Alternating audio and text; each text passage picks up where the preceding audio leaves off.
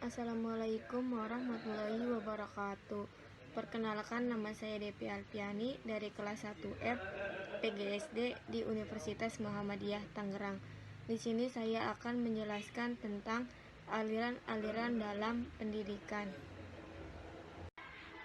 Sejalan dengan perkembangan ilmu pengetahuan, pendidikan memiliki nuansa yang berbeda antara satu daerah dengan daerah lain, sehingga banyak bermunculan pemikiran-pemikiran yang dianggap sebagai penyesuaian proses pendidikan dengan kebutuhan yang diperlukan. A. Aliran klasik dalam pendidikan. Aliran klasik adalah aliran empirisme, nativisme, naturalisme, dan konvergensi. Aliran klasik yang meliputi aliran-aliran empirisme, nativisme, naturalisme, dan konvergensi merupakan benang-benang merah yang menghubungkan pemikiran-pemikiran pendidikan masa lalu, kini, dan mungkin yang akan datang. A. Aliran empirisme. Aliran empirisme bertolak dari Lotskian tradition yang mementingkan stimulasi eksternal dalam perkembangan manusia dan menyatakan perkembangan anak tergantung pada lingkungan, sedangkan pembawaan tidak dipentingkan. B. Aliran nativisme. Aliran nativisme bertolak dari Leibnizian tradition yang menekankan kemampuan dalam diri anak sehingga faktor lingkungan termasuk faktor pendidikan kurang berpengaruh terhadap perkembangan anak.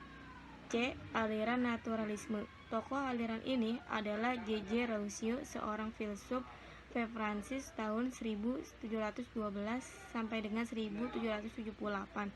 Naturalisme mempunyai pandangan bahwa setiap anak yang lahir di dunia mempunyai pembawaan baik, namun pembawa tersebut akan menjadi rusak karena berpengaruh lingkungan, sehingga aliran naturalisme sering disebut negativisme karena berpendapat bahwa pendidikan wajib membiarkan pertumbuhan anak pada alam.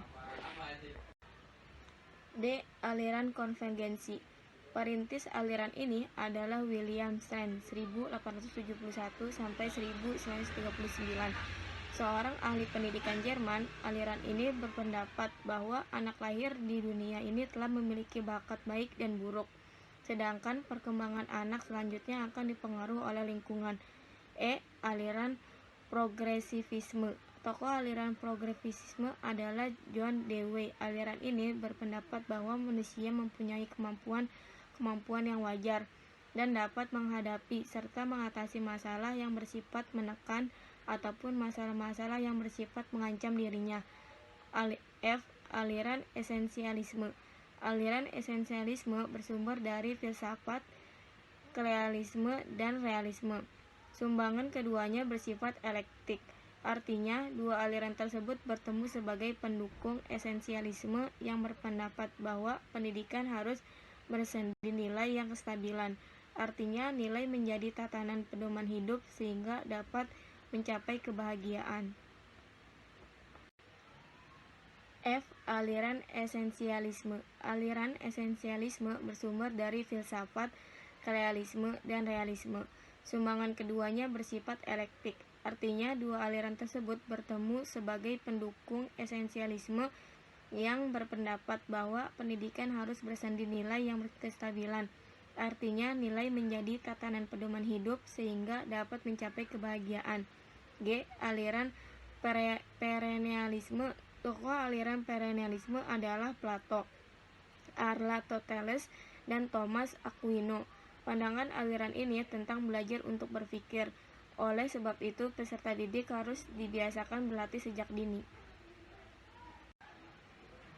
D. Konsep pendidikan Ki Hajar Dewantara. A. Biografi singkat Ki Hajar Dewantara. Ki Hajar Dewantara lahir pada tanggal 2 Mei 1889. Ayahnya bernama Kanjeng Pangeran Haryo Suruaningrat, putra Kanjeng Gusti Hadipati Haryo Suryosasraningrat yang bergelar Sri Paku Alam 3 Suheratman 1981 ayat 8. Ki Hajar Dewantara berasal dari keluarga keturunan keraton Yogyakarta, sehingga Ki Hajar Dewantara pendidikan dengan latar belakang keluarga yang masih religius. Namun, Ki Hajar Dewantara sendiri memiliki makna sebagai guru yang mengajarkan kebaikan, keluhuran, keutamaan pendidikan atau sang hajar adalah seorang yang memiliki kelebihan di bidang keagamaan dan keimanan, sekaligus masalah-masalah sosial kemasyarakatan. Ki Hajar Dewantara sosok yang sangat kreatif, inovatif, dinamis, jujur, sederhana, konsisten, konsekuen, berani, dan bertanggung jawab, sehingga disegani oleh banyak orang baik itu kawan maupun lawan. B. Terbentuknya perguruan taman siswa kondisi sekolah yang ada di tanah air. Mulo dan His yang menguntungkan pemerintah kolonial juga menjadi alasan bagi Ki Hajar Dewantara untuk mendirikan perguruan taman siswa. Perguruan taman siswa ini sangat menekankan pendidikan rasa kebangsaan kepada peserta didik agar mereka mencintai bangsa dan tanah air dan berjuang untuk memperoleh kemerdekaan. C. Asas pendidikan perguruan taman siswa. Taman siswa yang didirikan Ki Hajar Dewantara di Yogyakarta pada tanggal 3 Juli 1992 bertujuan mengganti sistem pendidikan dan pengajar Belanda dengan sistem baru berdasarkan kebudayaan sendiri. Untuk mewujudkan cita-citanya itu akan diterapkan asas-asas pendidikan dan dasar-dasar.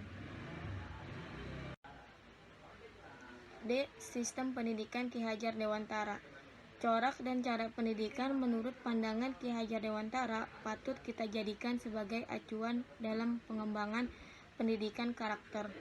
Corak pendidikan menurut Ki Hajar Dewantara haruslah bersifat nasional, artinya secara pendidikan harus memiliki corak yang sama dengan tidak mengembangkan budaya lokal.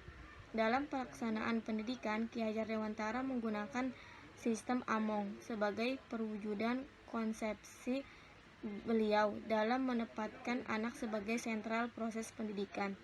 Dalam sistem Among, maka setiap pamong sebagai pemimpin dalam proses pendidikan diwajibkan bersikap ing nyarsa sung tulada, ing madia mangun karsa dan tuturi handayani.